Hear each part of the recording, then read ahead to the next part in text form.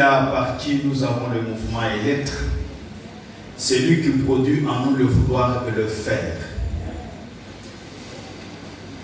Il est ressuscité d'entre les morts parce que d'abord on ne pouvait pas le garder. Il a vaincu la mort et le séjour de mort. Il vit au siècle des siècles. D'âge en âge. Il n'a jamais changé. Il est le même hier, aujourd'hui et éternellement. Toi, tu peux changer, mais lui ne change pas. Amen. Toi, tu peux être normal, mais lui, il... Amen. Papa l'a dit plusieurs fois depuis qu'on a commencé ce programme le dimanche. Il a dit une phrase, il a répété encore hier. Il a dit que le Seigneur Jésus a dit, il vous est avantageux que je m'en aille. Parce que si je ne m'en veux pas, le consolateur ne viendra pas. Et lorsqu'il viendra, il vous enseignera toutes choses. Amen. Là, moi je ne suis que quelqu'un qui parle. Mais j'aimerais que le Saint-Esprit t'enseigne. J'aimerais que le Saint-Esprit ouvre tes yeux. Que le Saint-Esprit fasse tomber les écailles qui se trouvent sur tes yeux. Que le Saint-Esprit te bouche tes oreilles. Je prie que l'Esprit de Dieu te rende sensible à la voix de l'Esprit de Dieu.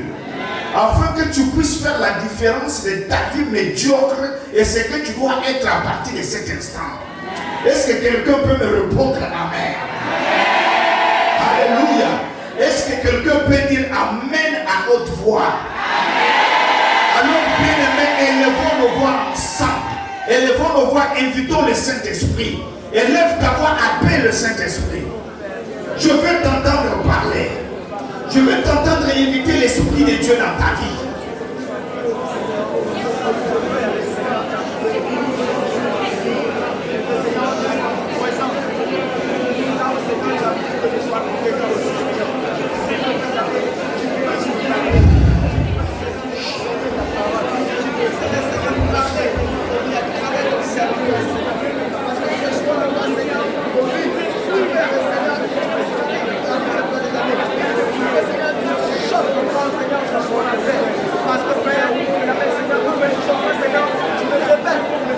Je veux t'entendre prier ce soir. Invite l'Esprit de Dieu dans ta vie. Oh, merci Seigneur.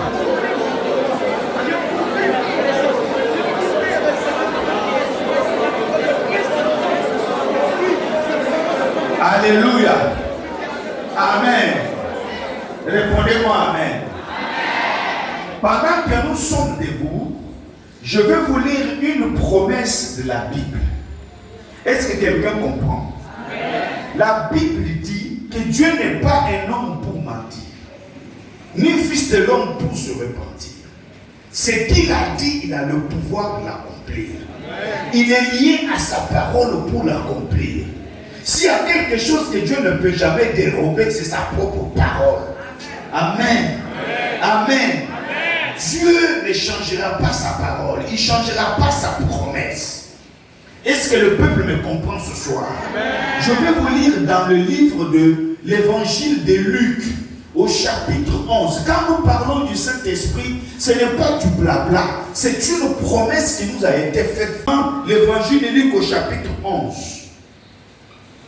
La Bible dit, quel est parmi vous le Père qui donnera une pierre à son fils s'il lui demande du pain? Amen. Si le technicien peut nous projeter le passage. Ou s'il demande un poisson, lui donnera-t-il un serpent au lieu d'un poisson? Ou s'il demande un œuf, lui donnera-t-il un scorpion? Amen. Le verset 13 nous dit, si donc, méchants comme vous l'êtes, donc si méchants comme nous sommes, amen, nous savons donner de bonnes choses. Vous savez donner de bonnes choses à vos enfants. À combien plus forte raison le Père Céleste donnera-t-il quoi? Le Saint-Esprit à ceux qui fait quoi? ainsi qu'il est évidemment. Est-ce que vous comprenez? Donc j'ai compris aussi que nous pouvons prier pour demander le Saint-Esprit au Père. Il dit, méchant comme vous l'êtes, vous savez donner de bonnes choses à vos enfants. À combien plus forte raison le Père Céleste donnera-t-il le Saint-Esprit à ceux-là qui lui demandent? C'est que tu peux prier, frère. Tu peux aussi réclamer l'Esprit de Dieu. Il y a des choses que tu ne peux pas faire dans la vie. Si le Saint-Esprit n'est pas avec toi, il y a des choses que tu ne pourras jamais réaliser tant que le Saint-Esprit n'a pas pris place dans ta vie. Il y a des choses que tu ne comprendras pas dans la Bible tant que le Saint-Esprit ne t'a pas fait comprendre ça. Le pasteur parlera, il sera comme quelqu'un qui est en train de faire de beaux discours.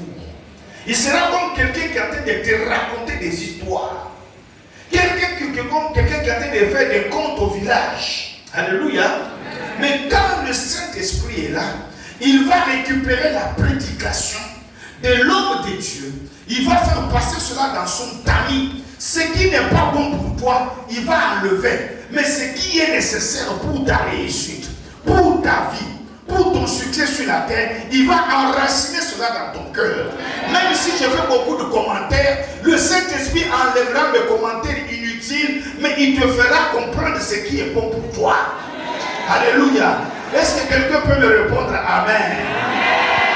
Quelqu'un peut-il dire Amen? Alors nous avons encore élevé nos voix avec insistance, avec assurance. Demandons au Père de nous envoyer le Saint-Esprit ce soir. Que l'Esprit de Dieu prenne le contrôle de ce moment. Afin que tout ce qui est puissance d'esprit perturbateur ne puisse pas avoir place au milieu de nous. Alléluia. Que tu comprennes que depuis le moment où tu as franchi cette porte, ici c'est un autre secteur, c'est une zone interdite à la perturbation. Il faut que tu élèves ta voix et que tu pries pour Dieu. Et que Dieu te réponde ce soir, afin que ce que je dirai ce soir apporte un plus à ta vie pour ta transformation. Afin que ce que tu ne pouvais pas faire, tu puisses le faire. Ce que tu n'avais jamais reçu, tu puisses le recevoir. Élève ta voix et prie ainsi au nom de Jésus. Bien aimé, je vais vous entendre prier. Ouvrez vos bouches et parlez à votre Père.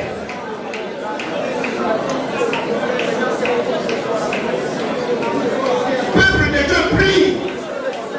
Invite le Saint-Esprit. Il donne le Saint-Esprit à ceux-là qui le lui demandent. Demande l'Esprit de Dieu. Dis au Père, envoie-moi ton esprit. Envoie-moi le paraclet. Envoie-moi le consolateur. Envoie-moi l'esprit de vérité. Envoie-moi l'esprit qui enseigne. Seigneur, nous avons besoin de toi ce soir.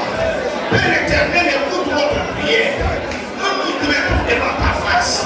Nous nous unissons comme un seul homme, comme une seule personne.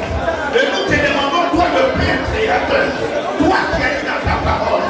Mais chaque fois que nous le sommes, nous savons donner de bonnes choses à nos enfants. À combien plus forte raison, toi le Père Céleste, tu donneras le Saint-Esprit à ceux-là qui te le demandent. Nous te le demandons ce soir. Que ton esprit règne parmi nous. Cet esprit nous t'invitons. Dans le nom de Jésus. Bien aimé, ouvre ta bouche et parle. Ouvre ta bouche et parle. Shika Brusaka.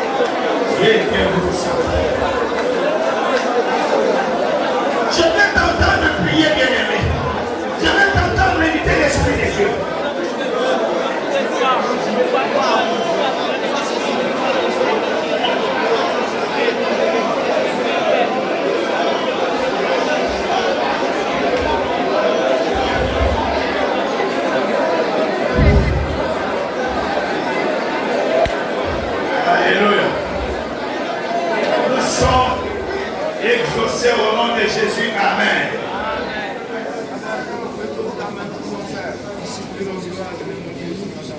Maintenant, ferme tes yeux et lève tes mains vers le Seigneur. Tu vas faire cette prière avec moi.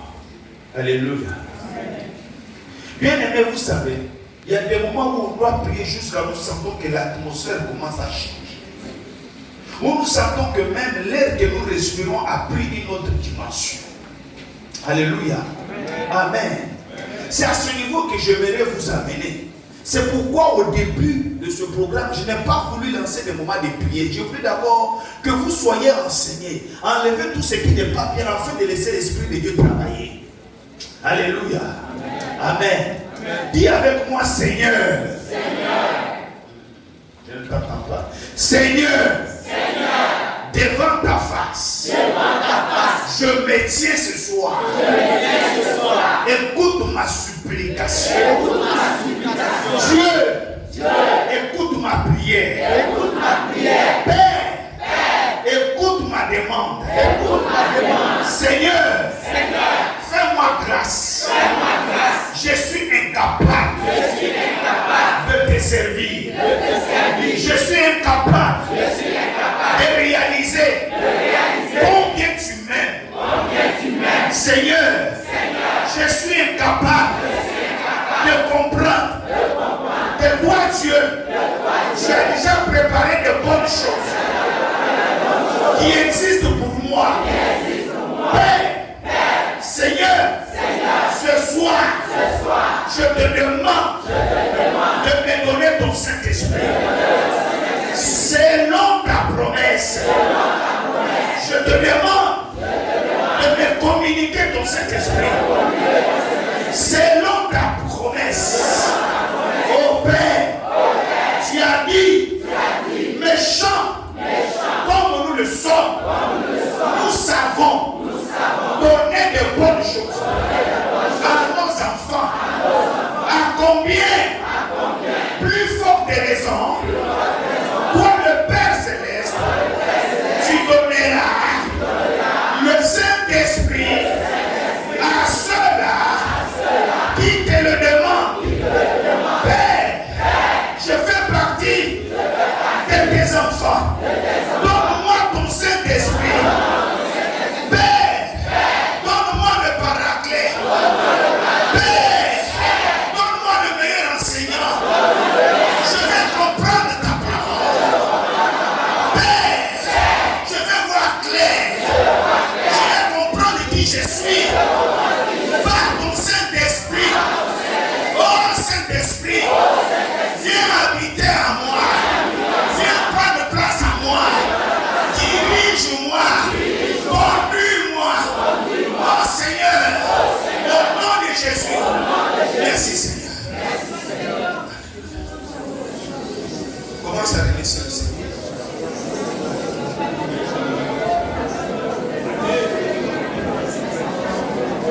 Quelque chose se passe ce soir.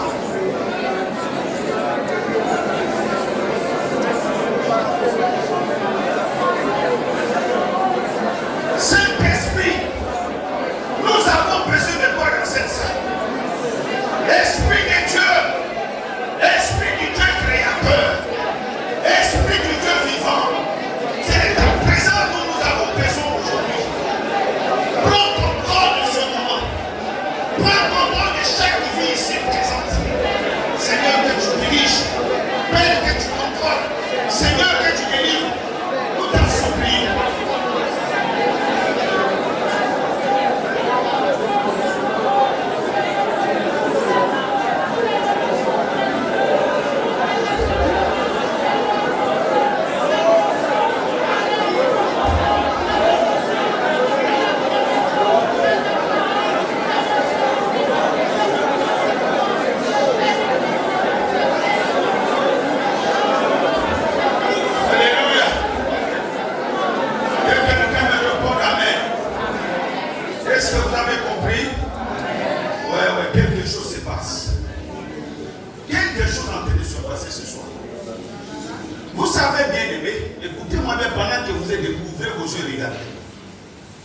Amen.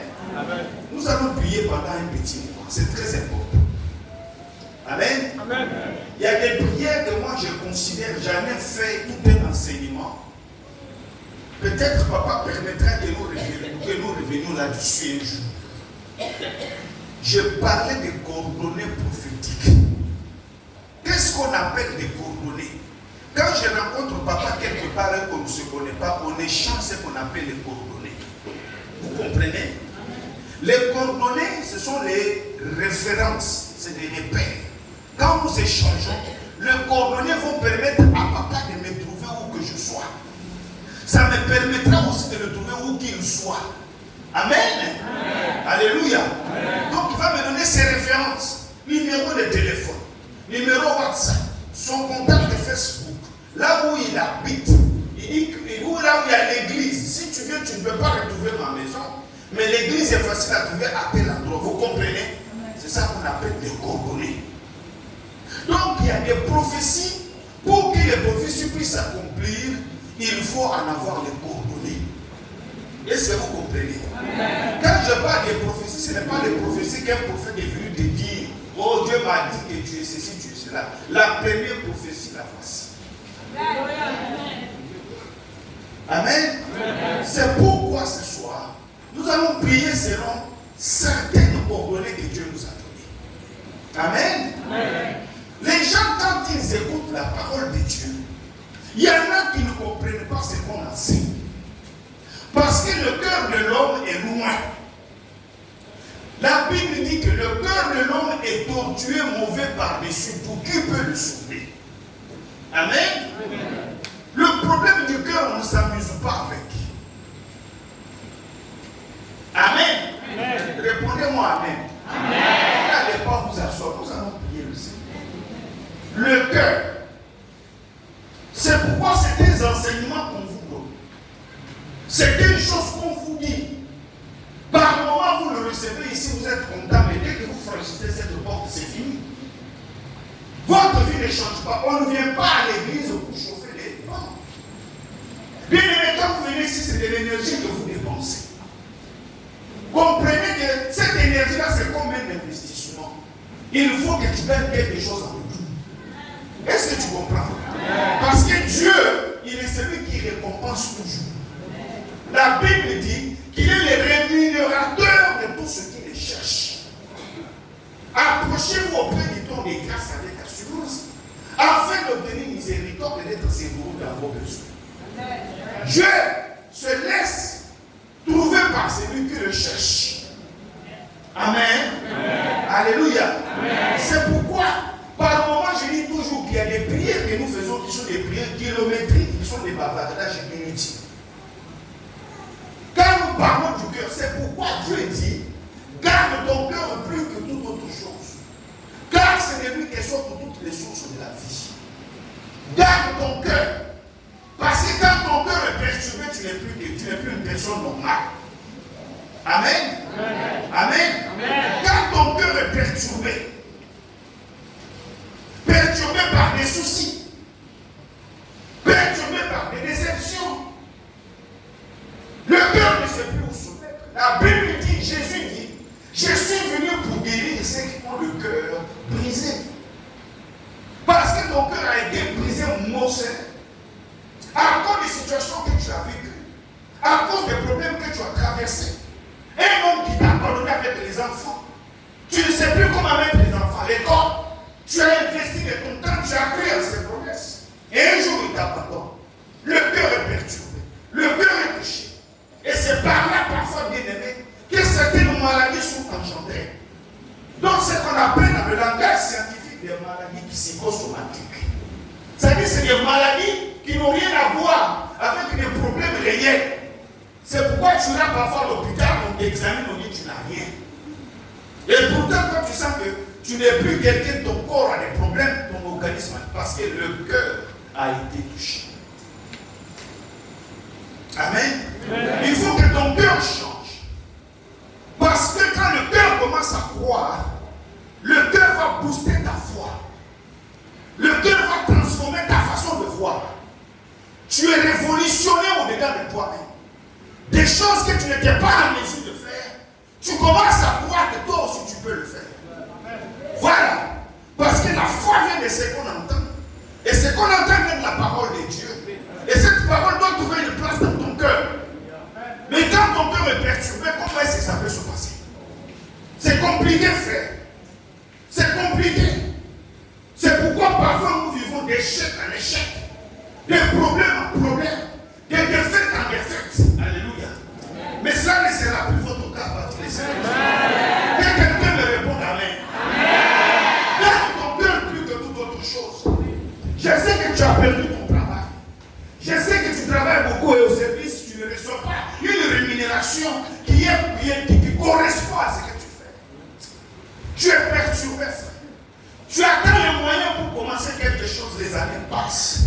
Mais il faut que ton cœur aujourd'hui soit boosté par quelque chose. Alléluia. Amen. Amen. C'est pourquoi le prophète ou le roi David a dit, Seigneur, crée en moi un cœur pur. Alléluia. Crée en moi un cœur pur. Renouvelle en moi un esprit bien disposé. À quel moment où il dit ces choses? C'est parce que le cœur de David avait été touché par une situation. Le cœur de David s'était détourné de la volonté de Dieu pour commettre le mal. C'est au moment où il a vu la femme d'Uri, il a pris cette femme, il est sorti avec cette femme. À tel enseigne qu'il a fait même tuer, là, le cœur est déjà envahi. L'ennemi est en train de te pousser à prendre des mauvaises décisions. Parce que toutes les décisions que nous prenons viennent du cœur. Amen. Amen. Amen. C'est pourquoi même la Bible dit c'est de l'abondance du cœur que la bouche parle. Est-ce que vous comprenez? Amen. Le problème du cœur, on ne s'amuse pas avec. J'insiste beaucoup là-dessus. Gloire à Jésus. Amen. Gloire au Seigneur. Amen. J'insiste beaucoup là-dessus. Le cœur de David a commencé à faire des mauvais choix. Le premier choix, c'est d'abord de prendre la femme de quelqu'un. Il finit de coucher avec la femme. Il ne s'est pas arrêté là. Il va juste aller enceinter la femme de la personne. Et ce n'est pas fini. Et comme il savait que l'affaire était devenue sérieuse, il va fomenter un coup pour camoufler. Qu'est-ce qu'il fait? Il va envoyer Uri au combat avec un plan pour que Uri meure. Uri va mourir. Quand Uri meurt, il ne s'arrête pas, il va récupérer encore là. C'est pourquoi Dieu va le reprendre. Lui-même, maintenant, il retourne dans la présence de Dieu. Il dit, Seigneur, crée en moi un cœur pur. Renouvelle en moi un esprit bien disposé. Tout simplement. Parce que le cœur de David s'était détourné. Vous n'avez jamais remarqué parfois. Tu sais que ce que tu fais est mauvais. Tu sais que c'est mal. Tu sais que sortir avec un homme qui n'est pas ton mari ou la femme qui n'est pas ta femme, dès que tu n'as pas marié, c'est mauvais. Mais tu es poussé toujours à le faire. Tu es poussé, tu sais, ta conscience te reprend, mais tu ne peux pas t'arrêter. Parce que le cœur est déjà envahi. Le cœur est déjà donc devenu captif. Le cœur est devenu esclave. C'est pourquoi il faut que le cœur change. Prenons un passage qui est une très grande promesse pour nous. Prenons le prophète Ézéchiel.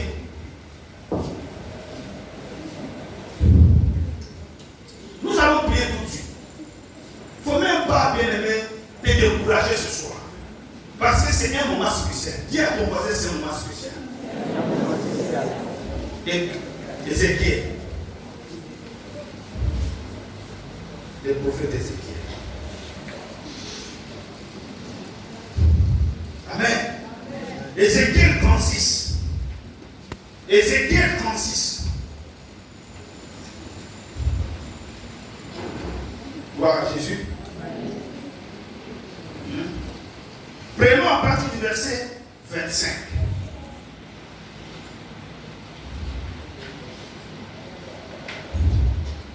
Alléluia. Où est ma soeur qui avait lu hier? S'il te plaît. Ok. Amen. Ouais, tu veux prendre le micro, on va aller rapidement ça.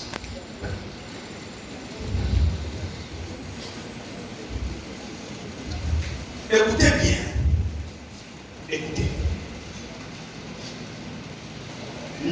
Je répandrai sur vous une eau pure. Je répandrai sur vous une eau pure. Et vous serez purifiés. Et vous serez purifiés. Je vous purifierai de toutes vos souillures. Je vous purifierai de toutes vos souillures. Parce que vous êtes souillés. Vous ne pouvez même pas vous présenter devant Dieu. Et de toutes vos idoles. Et de toutes vos idoles. Écoutez. Je vous donnerai un cœur nouveau. Je vous donnerai un cœur. Est-ce que Amen. Je vous donnerai un cœur nouveau. Continue. Et je mettrai en vous un esprit nouveau. Je mettrai en vous un esprit nouveau. Amen. On continue. J'ôterai de votre corps. Je vais ôter de votre. Vous comprenez, non? Dieu, c'est comme Dieu va procéder par une chirurgie spirituelle. Est-ce que vous comprenez? Il va procéder par une chirurgie. Il dit, j'ôterai de votre corps. Continue. J'ôterai de votre corps le cœur de pierre. J'ôterai de votre corps le cœur de pierre. Et je vous donnerai un cœur de chair. Je vous donnerai un cœur de chair. Alléluia. Vous savez, quand on parle d'un cœur de pierre, c'est un cœur qui est devenu dur. Un cœur qui est devenu endurci. Même quand le pasteur te parle, quand même tu viens à l'église, tu crois que toi tu es l'égal du pasteur. Tu penses que toi les pasteurs vous êtes pareils. Amen. Le cœur est devenu dur. La dureté de ton cœur te pousse à faire des choses qui ne sont pas correctes. Mais tu es toujours dedans. Amen. C'est pourquoi ce verset est tellement un verset puissant. Surtout pour vous, mes soeurs. Les petites filles qui perturbent vos maris dehors. Arrêtez de vous attaquer à elles. Récupérez cette promesse. Seigneur, je te confie cet homme. Je suis le nom de ton mari. Ôte de son corps ce cœur qui est attaché à cette prostituée. Ôte ce cœur-là. Opère un miracle. Plus tu es en train de prier ainsi, Dieu aussi petit à petit en train de procéder aussi à sa chirurgie. Jusqu'à le cœur de cet homme va être détaché pour qu'il ait un cœur pur. Alléluia. Amen. Père, Seigneur, depuis que j'ai déposé mon dossier dans cette entreprise, je mérite que le cœur de ces chefs-là soit touché. Honte ce cœur qui oublie mon nom. Est-ce que quelqu'un comprend ce que ce verset veut dire? Oh. Seigneur, il y a longtemps que je traîne dans le célibat avec cet homme qui dit toujours qu'il va me parler, ne prend jamais de décision. Ôte le cœur qui n'est pas décisif.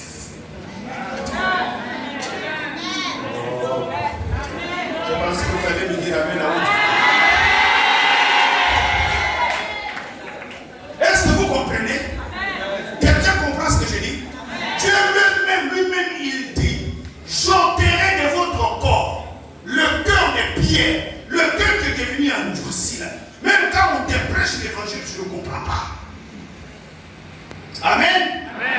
Il y a des gens, même Dieu veut le destiner à la bénédiction. Ils ont refusé carrément, volontairement, de donner la dîme. Le cœur est devenu endurci. Depuis longtemps, je donnais, je ne vois rien. Le cœur est devenu endurci.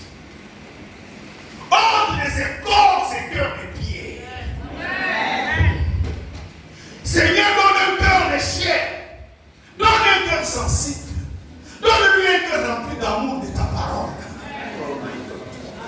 Oh Seigneur, donne-lui encore un cœur rempli de l'amour pour moi. Je suis son mari, je suis sa femme. Oh Père, je suis son mari.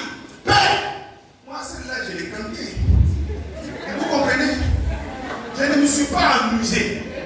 Je suis devenu comme son deuxième Dieu. Après Dieu là, sur la terre, c'est pas pour moi. Est-ce que quelqu'un comprend ce que je dis? Alléluia. Bien aimé, il y a des choses que je ne connaissais pas dans le passé. Mais Dieu m'a permis dans la méditation et dans la prière de les comprendre à partir de ce texte. Amen. C'est pourquoi nous allons prier pour la situation du cœur de tout un chacun. Nous allons prier pour la situation du cœur de la personne pour qui tu es en train de bosser, pour qui tu travailles, qui ne reconnaît même pas tes mérites. Nous allons prier pour le cœur de cette personne, de cet individu à qui tu as demandé les moyens pour démarrer ton réfléchis pas. La Bible dit encore, le cœur du roi est entre tes mains, Seigneur. Toi, le Seigneur, tu l'inclines où tu veux.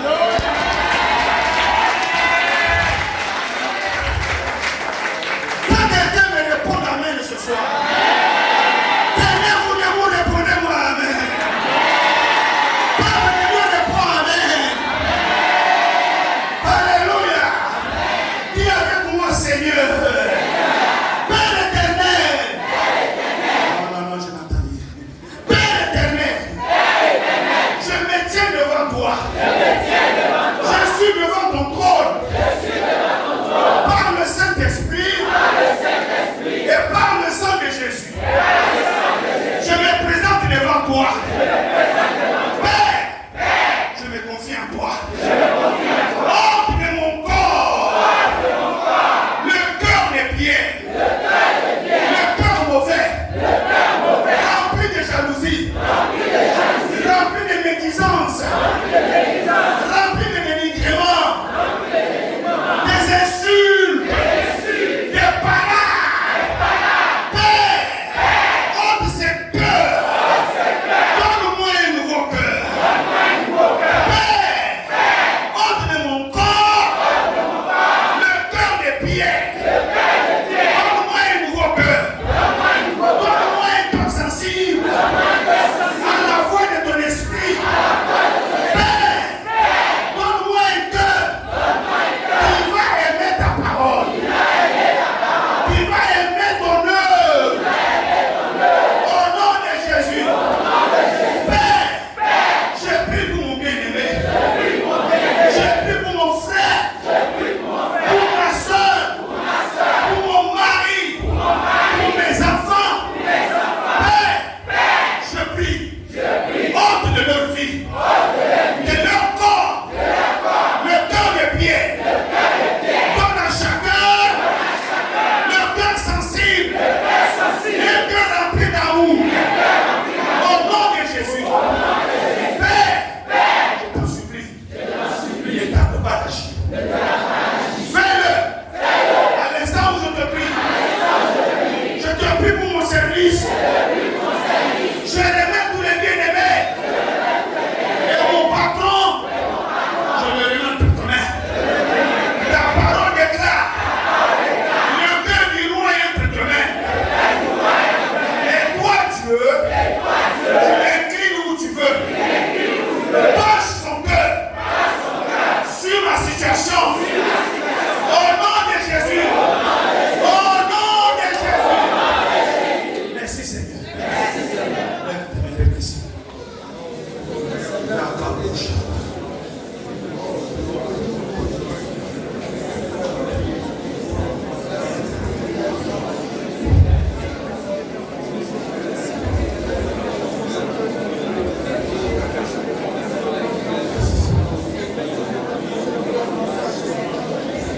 Je vais t'entendre remercier ton Dieu. Remercie le Seigneur. Remercie-le.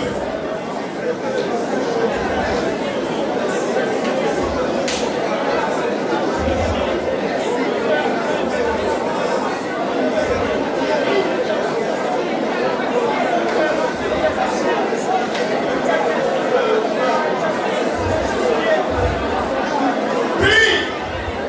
Incline le corps de quelqu'un en ta faveur. Incline son cœur.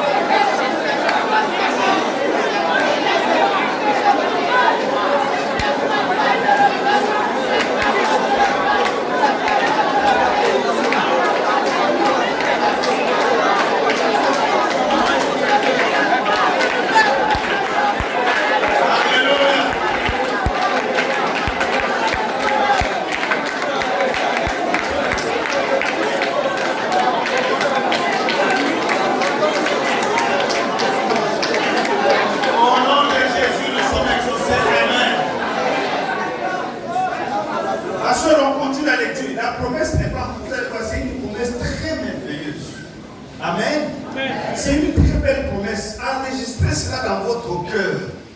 Tous les jours, commencez à prier avec ça. C'est une très belle promesse. Continuons le verset 27. Le verset 27. Je mettrai mon esprit en vous. Alléluia. Je mettrai en vous mon esprit. C'est quel esprit là? Le Saint-Esprit. Il ajoute en disant quoi? Je vous rendrai capable ainsi d'obéir à mes lois. C'est pourquoi je dis, sans le Saint-Esprit, il y a des choses que tu ne pourras jamais faire. Ça c'est français courant. Hein? Vous comprenez? Mais ici, dans ma version, quand on continue ma soeur, tu peux dire, toujours ne fasse pas l'éternel. Je ferai en sorte que vous suiviez et pratiquiez mes ordonnances. Amen. Amen. C'est pourquoi il y a des choses de Dieu que nous ne pouvons jamais faire, de pratiquer les règles que je vous ai prescrites. C'est pourquoi inviter le Saint-Esprit est très important dans la vie du chrétien. Tu ne peux rien réaliser dans ce monde. Toi, chrétien qui as cru en Jésus, tu ne peux rien réaliser si le Saint-Esprit n'est pas avec toi. La Bible dit qu'il est l'esprit de vérité. Il est l'esprit de force. Amen. Amen. Continue la lecture. Le verset 18. Quant à toi, alors, ça c'est toujours français courant. Alors, vous pourrez habiter dans le pays que j'ai donné à vos ancêtres. Oh. Amen. Quand on dit que vous allez habiter là, c'est que vous allez posséder tout ce qu'il y a dans le pays. Hein? Et vous serez mon peuple et je serai votre Dieu. Amen. C'est pourquoi tu vas encore élever ta voix l'éternel, tu vas, mais cette fois-ci, prie avec insistance. Que le Saint-Esprit t'anime. Que le Saint-Esprit te conduise. Qu'il te dirige, qu'il éclaire ta voix. Tout ce que tu entendras, que le Saint-Esprit soit présent pour t'éclairer. Lève-toi et prie ainsi au nom de Jésus.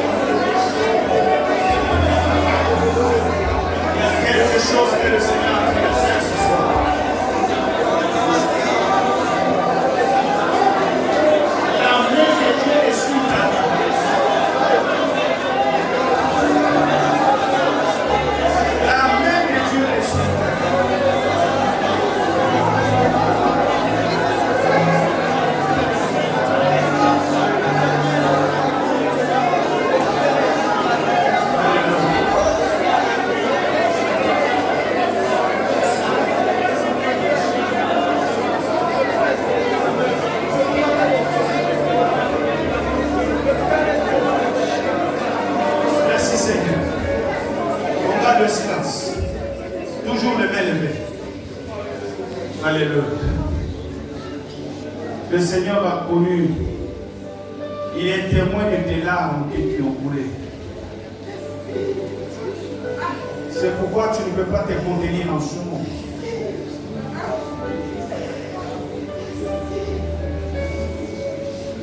Tu as tellement pleuré dans ta chambre tout seul. Tu as tellement coulé les larmes toute seule. Aujourd'hui, ce que tu as vu et tu as entendu, ce que Dieu est en train de faire dans ta vie, n'est plus quelque chose à cacher. C'est pourquoi tu ne peux pas te contenir.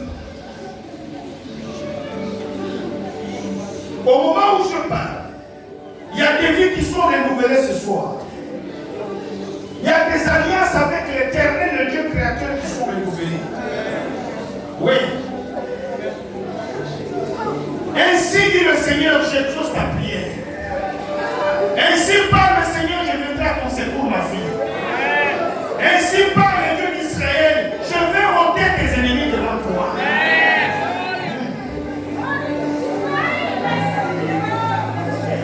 Il y a l'Esprit de Dieu qui est dans la salle en ce moment. De ma gauche jusqu'à la droite. La salle est environnée de sa gloire. C'est comme si vous l'avez provoqué ce soir. C'est comme si vous avez provoqué le Dieu créateur ce soir.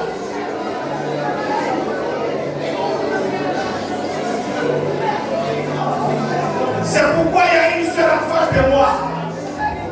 Là où tu vois qu'il porte des lunettes, je te dis que la main du Seigneur est sur toi. Ce jour n'est pas comme les autres jours. C'est un jour qui est différent des autres. Tu es venu prier Dieu. Tu es venu au culte plusieurs fois dans cette église. Mais ce moment est différent du moment que tu as connu dans le passé.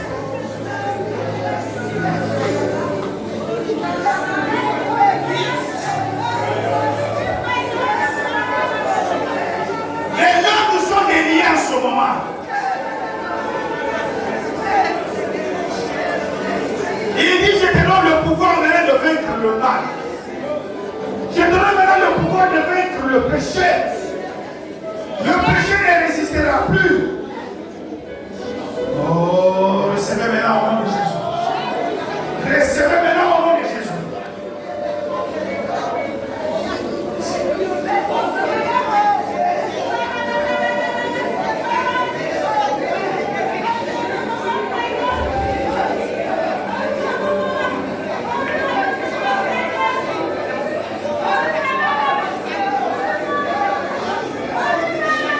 Merci Seigneur.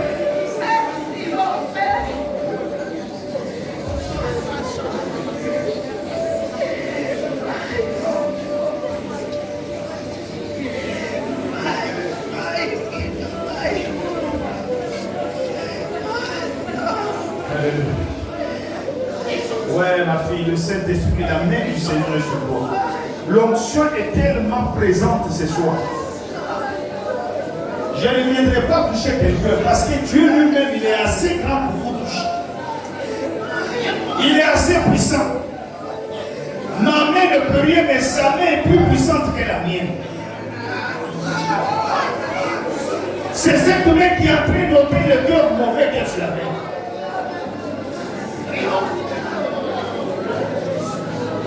C'est un moment à fermer les portes. Merci Seigneur. Merci présentement pour ce que tu fais, Père. Que la gloire et l'honneur te soient rendus. Que le peuple acclame le Seigneur, Père.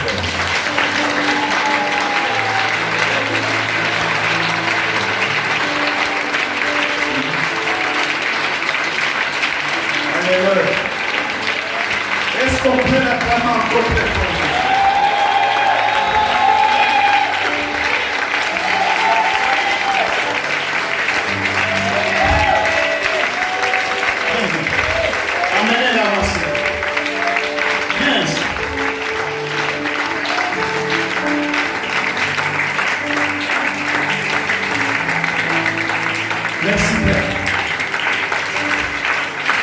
Ton cœur a été tellement perturbé. Et tu étais déjà exposé à des maladies. Mais cela est ôté ce soir au nom de Jésus. Que Dieu te bénisse. Nous disons ensemble Amen. Veuillez vous asseoir s'il vous plaît. Amen. Vous êtes bénis ce soir? Est-ce que le peuple est béni ce soir? Salut celui qui est à côté de toi, dis-lui. Dieu t'a visité aujourd'hui. Vous savez, il y a des gens qui vont vivre des songes. Il y a des visitations qui viendront sous forme de songes. Et vous allez voir ce que Dieu va vous donner comme orientation. Alléluia. Amen. Comme je le disais hier, le Seigneur me met à cœur ce soir. Je vais apporter une courte exhortation avant qu'on ne se sépare. Alléluia. Parce que l'heure est déjà avancée. Je ne sais pas si quelqu'un a une préoccupation sous forme de questions qu'il peut poser. Depuis qu'on a parlé le dimanche, y a-t-il quelqu'un qui a une question qui... Ce n'est pas une question de ce que tu avais vécu il y a 10 ans. Donc une question relative à l'enseignement qu'on a donné depuis dimanche.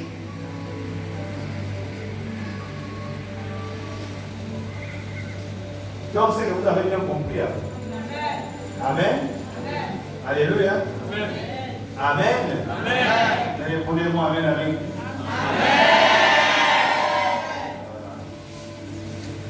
Que Dieu vous bénisse. Amen. Ce soir, comme nous avons vécu depuis que le programme a commencé avec vous dimanche, la responsabilité du chrétien envers le monde. Nous avons une très lourde responsabilité à l'égard du monde. Et au jour d'aujourd'hui, il y a une image biblique que je vais pouvoir vous donner. Et cette image-là typifie, ou si vous voulez bien, démontre véritablement l'importance d'un chrétien dans ce monde. Amen. Je voudrais vous dire une chose.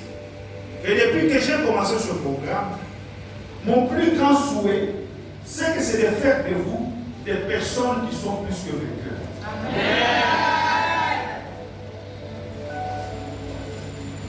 Amen. Amen. Et pour y arriver, j'ai beaucoup insisté sur l'aspect travail. Il n'y a rien de tel dans ce monde que lorsqu'on confie une tâche à quelqu'un, que la personne ne le fait pas comme il faut. Dieu, il est celui qui va nous demander beaucoup. Dieu nous demandera énormément. Qu'est-ce que toi tu auras apporté à quelqu'un sur cette terre? Je voudrais vous dire une chose, bien-aimés. Vous qui êtes là, sachez très bien et retenez le prix. Que vous n'êtes pas venus sur cette terre juste pour décorer la terre. Vous n'êtes pas venus sur cette terre juste parce que Dieu vous voulait sur cette terre pour accompagner les autres. Vous n'êtes pas venus dans ce monde parce que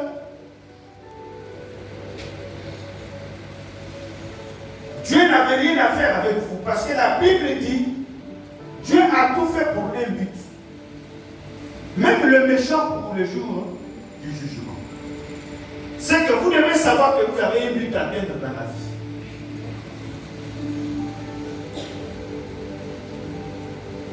La plupart de nos bien-aimés dans le Seigneur, nous avons fait de ce que moi j'appelle généralement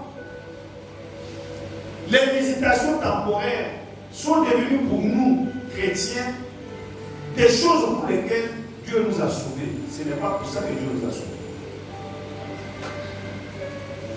Quelle peux appeler ce soir visitation temporaire. Écoutez-moi bien. Une visitation temporaire, c'est que Dieu, il te visite juste parce que telle chose, tu en as besoin pour avancer. Mais ce n'est pas pour ça que Dieu t'a sauvé ou t'a appelé. Est-ce que vous comprenez? Amen. Je vais donner un exemple simple.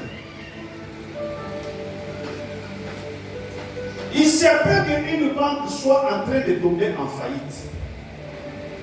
Ou une entreprise quelconque en train de tomber en faillite.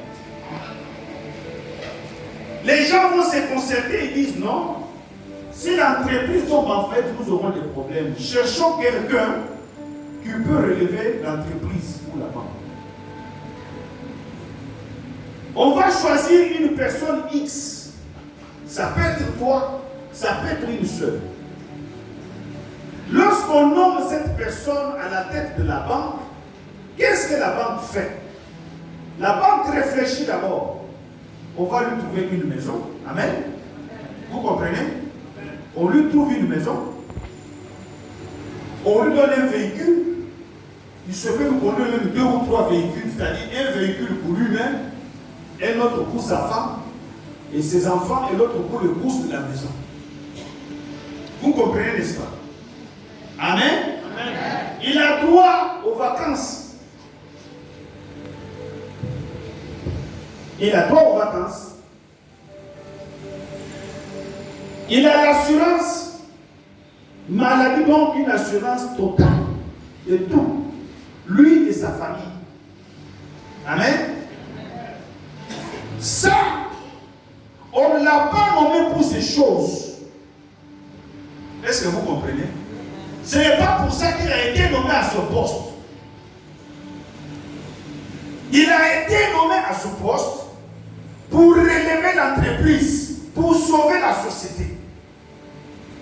Mais pour qu'il soit à l'aise, on lui donne certains avantages pour lui éviter de se faire des soucis.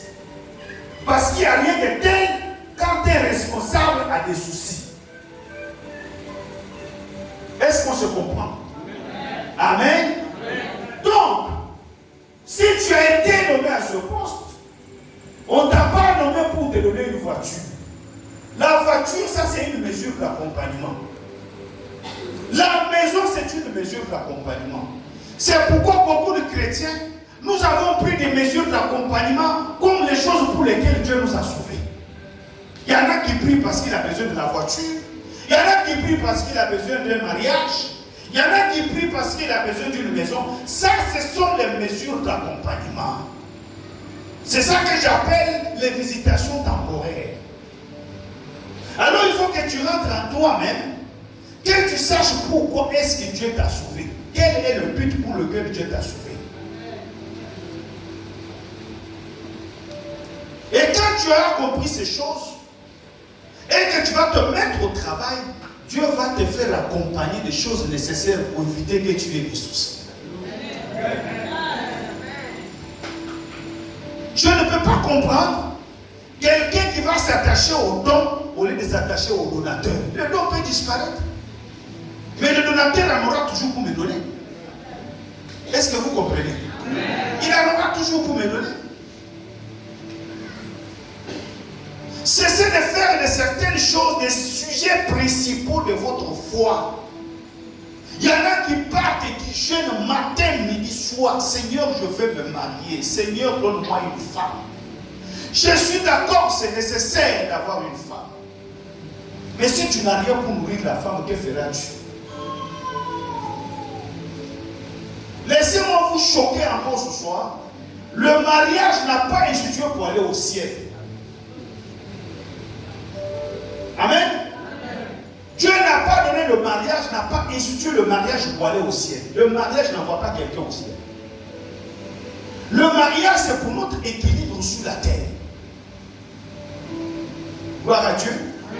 Amen. Amen. C'est pourquoi je vais vous inviter à prendre vos Bibles dans l'évangile de Luc, toujours au chapitre 13. Nous allons lire un passage. Rapidement, je vais l'expliquer. Dites Amen. S'il y a des personnes qui traînent dehors, j'aimerais que ces personnes prennent leur place à l'intérieur. Amen. Le verset 6 au verset 9. Luc chapitre 13, 6 à 9.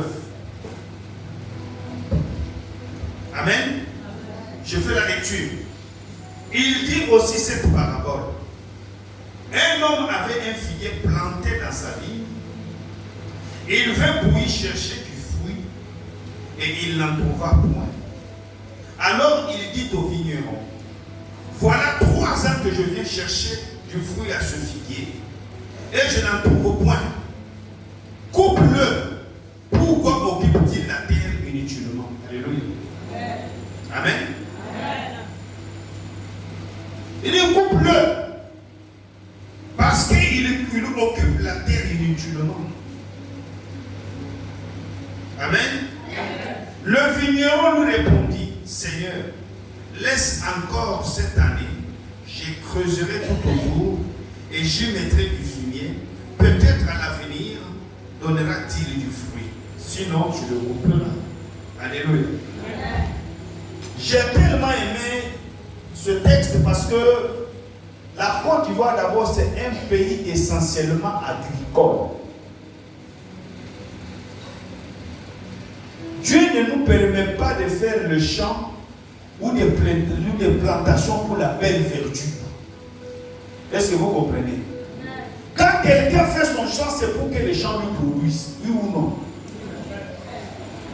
Ici, on dit, un vigneron avait un figuier planté dans la vigne. Il vint pour y chercher du fruit, il n'en trouva point. Alors il va s'adresser au vigneron. Il dit, ça fait déjà 3 ans que je viens ici chercher du fruit à ce figuier, je n'en trouve point. C'est ça, non? Hein? Voilà 3 ans. Donc il a dû faire un bilan. Il attendait que le figuier lui produise. Première saison, le figuier n'a pas produit. Deuxième saison, le figuier n'a pas produit. Troisième, le figuier n'a pas produit. Alors il dit, mais pourquoi est-ce qu'il occupe la terre inutilement? Il faut noter de là. Il y a des gens, vous avez perdu certaines opportunités parce que vous n'avez rien produit.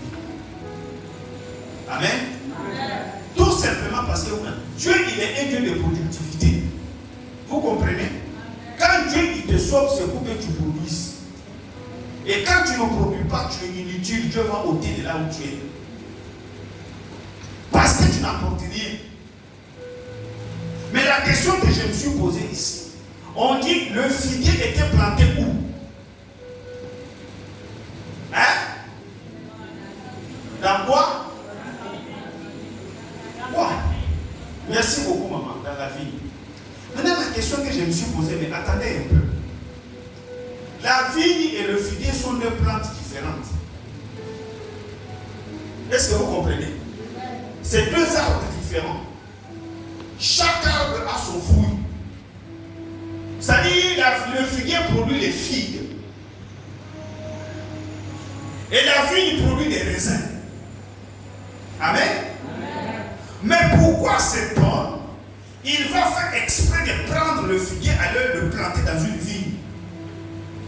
La vigne, c'est une plantation de dons, c'est-à-dire là où on produit des raisins, les raisins qui produisent plus tard le jus de raisin ou bien ça produit le vin. Amen. Amen. Amen. C'est comme si tu as un champ d'éveillants et puis tu vas prendre un palmier, tu vas le planter parmi les éveillants. Pas même plusieurs palmiers. Quand vous voyez comment parfois les éveillants c'est bien tracé là, vous allez trouver aussi un palmier là-dedans. Gloire à Dieu. C'est un peu une image comme ça en fait. Alors je me suis posé la question. Pourquoi est-ce que ce monsieur, il prend un figuier, il va aller le planter dans une vigne? Gloire à Dieu. D'abord, ce que j'aimerais vous faire comprendre, retournons à nous-mêmes. Cherchons d'abord ce que la vigne apporte. Et le figuier apporte quoi? Quand on produit, quand la vigne produit de raisin, le de raisin. Amen. Ça c'est un. Mais l'objectif principal pour lequel les gens plantent des vignes, ce n'est pas pour produire le jus de raisin, c'est plutôt pour produire du vin. Alléluia. Qu'est-ce que le vin fait? Le vin donne la joie. Amen. Quand quelqu'un a pris la fini de prendre sa coupe de vin, en même temps, il devient le maître du monde. Là, tu ne peux plus rien lui parler. Tu ne peux rien lui dire. Il est devenu le boss. C'est lui le roi. Et tu vas me dire quoi? Et là, il voit clair. Il dit que c'est à ce moment-là qu'il voit clair. C'est ça la finalité du vin. Vous connaissez l'histoire de Noé, non? Noé a planté la vigne. Qu'est-ce qui s'est passé après? Il a fini de boire le vin, il allait se découvrir nu. Voilà la finalité du vin. C'est-à-dire, c'est l'ambiance, c'est le chaud. Le vin symbolise le chaud. C'est-à-dire, le chaud, ce n'est pas le chaud de la chaleur, c'est l'ambiance. C'est-à-dire, quelqu'un de ce qu'on appelle dans notre langage ici en Côte d'Ivoire, le gasoil. Il va en gasoil. Lui, là, c'est un gazeur. Voilà ce que ça symbolise. C'est ça. Mais le maître de la vigne, le propriétaire, il va faire exprès d'aller déposer un figuier parmi la vigne, dans la vigne. Et quand nous revenons, nous nous rendons compte que le figuier, c'est un arbre qui produit des figues.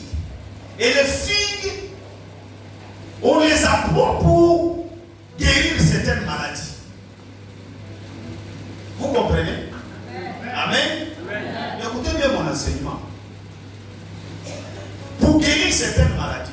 D'abord, quand nous retournons dans la Genèse, la Bible dit que lorsque Adam et Ève ont chuté, qu'est-ce que Dieu a fait? Il a pris les feuilles de figuier, il en a cousu des habits, avec ça il a couvert leur nudité. Vous comprenez? Donc, quelque part, le figuier, c'est cet arbre-là qui peut cacher des défauts. Parce que quand on cache la nudité, on cache des défauts. C'est ça le figuier.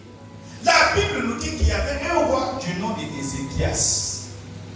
Ézéchias, un jour, Dieu parle au prophète Isaïe, il dit à Isaïe, dis à Ézéchias d'écrire déjà son testament parce que j'ai décidé qu'il va mourir. Ézéchias tombe malade. Quand il reçoit cette information, cette nouvelle, il allait prier Dieu. Dieu l'a exaucé. Qu'est-ce que le prophète a dit? Il dit prenez des figues, appliquez sur son corps, il recevra la guérison. Donc, le figuier produit encore des thérapeutiques pour pouvoir guérir. C'est ça. C'est que beaucoup de gens n'ont pas compris dans cette parabole. Je vais vous l'expliquer aujourd'hui. La vie, c'est le monde. Alléluia. La vie, c'est le monde, c'est là où il y a l'ambiance, c'est là où il y a le chaud, où il y a le désordre, la dépravation. Tout ça, c'est les effets de l'alcool. Parce que pour pouvoir passer d'une étape à une autre, pour faire ce que tu n'es pas capable de faire dans le monde, mon ami, fais dans un état second. Et puis dans un état second, soit tu prends la drogue ou tu prends l'alcool. C'est comme ça. Mais Dieu va prendre le figuier pour placer dans la vie. Le figuier en question, c'est toi. Le figuier, c'est toi. Parce que c'est toi. C'est toi qui gardes le Seigneur de la guérison divine. Ces gens, ils ont tellement bu du vin. Il y en a qui ont eu ce qu'on appelle les cirrhoses de foie. Ils ont eu toutes sortes de maladies. Mais il faut que quelqu'un qui a le secret pour leur guérison, c'est le figuier. C'est toi qui peux couvrir leur nudité. Tu es le figuier que le Seigneur attend. Ça fait 3 ans qu'il vient viens chercher quelque chose à suivre et il n'en trouve pas. Dieu vient dans ta vie pour voir qu'est-ce que tu fais au milieu de la vie. Quelle guérison toi tu as apporté au milieu de la vie. C'est ça ce qu'on appelle la responsabilité du chrétien dans le monde.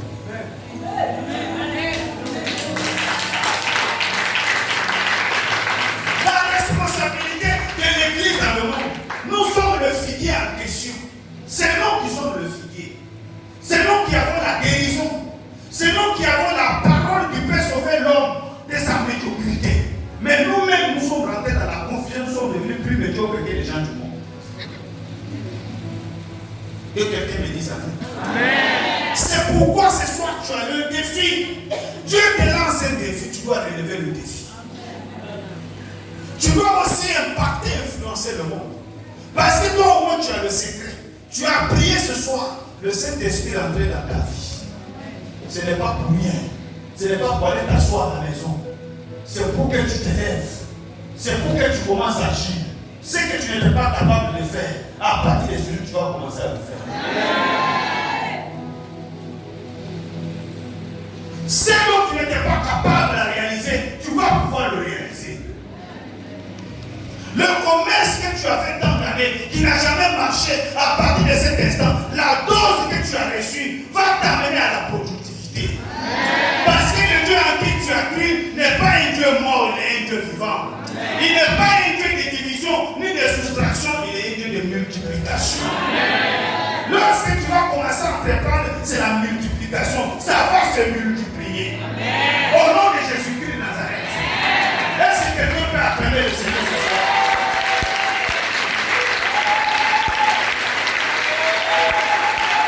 Alléluia. Asseyez-vous s'il vous plaît. Écoutez-moi. Le maître dit, ça fait 3 ans que je viens chercher du fruit. Parce que l'importance d'un arbre, c'est la production. Quand l'arbre ne produit pas, l'arbre devient inutile. Il dit, on va le couper. Ça fait 3 ans que je viens ici, je ne trouve rien. Alors, le vigneron va proposer quelque chose au maître de la vie. Il dit, non, pour l'instant, je vais te demander encore une faveur. Je vais encore creuser tout autour. Amen. Je vais lui mettre du fumier. Peut-être à l'avenir, produira-t-il. Mais alors, s'il ne produit pas à l'avenir, malgré tous les efforts qu'on a conjugués, tu pourras compter cet arbre. Tu pourras donc l'enlever. Les vignerons, c'est l'homme de Dieu. Les vignerons, c'est le pasteur qui t'encadre. C'est lui qui est en train de creuser autour de toi. Pendant qu'il est en train de creuser, toi tu as mal. Pourquoi est-ce qu'on est en train de creuser, de fouiller dans ma vie? Oh, c'est bien. Pourquoi est-ce qu'on est en train de fouiller dans ma vie? C'est ma vie privée. Ce que je fais de mon mari, est-ce que ça regarde le pasteur? Ce que je fais de mon travail, c'est son problème. Mais tu ne sais pas que tu es devenu improductif. Tu ne produis plus. Ça fait 3 ans que tu es devenu neutre. Tu es devenu nul. Ça fait 3 ans que tu es devenu stérile. Il n'y a plus de productivité. On ne sent plus quelque chose en toi. Toi qui étais un modèle. Toi qui étais un exemple. Même dans le quartier, on parlait de toi. Dans ta famille, on parlait de toi. Mais depuis un certain moment, tu ne dégages plus rien. On ne sent plus le parfum que tu dégageais avant. Ce qui fait la différence entre un fruit mûr, c'est-à-dire une mangue mûre, et une orange mûre, ce qui fait la différence entre les deux, ce n'est pas le goût. Parce que quand un fruit est mûr comme une mangue, le goût est sucré. Quand une orange aussi est mûre, le goût est aussi sucré. Mais ce qui fait la différence entre les deux fruits, c'est la saveur. C'est la saveur. Tu ne dégages plus la saveur que tu avais avant. Tu es devenu complètement stérile. Alors quand l'homme de Dieu fait un effort de creuser autour de toi pour y mettre du fumier. D'abord le fumier, c'est quelque chose parfois qui est déjà pourri. Amen. Mais quand ça rentre en contact avec le sol devient fertile. On va creuser, On va te dire des paroles parfois qui vont te faire mal. Mais ces paroles-là, quand ça rentre en contact avec ton cœur régénéré, ton cœur devient fertile. Tu vas commencer à produire encore comme dans le passé. Et ta productivité va même dépasser ce que tu avais fait dans le passé. Parce que la parole de Dieu déclare, la gloire de la seconde maison sera encore plus grande que cette. C'est pour te dire que tu es destiné à la grandeur ce soir. Tu es destiné à la réussite ce soir. Laissez-nous travailler dans vos vies. Laissez-nous vous toucher là où ça vous fait mal. Laissez-nous vous toucher là où ça vous fait mal. Laissez-nous vous parler de vos péchés mignons. C'est pour votre bien. Le premier bénéficiaire, ça ne sera pas le pasteur, mais ça sera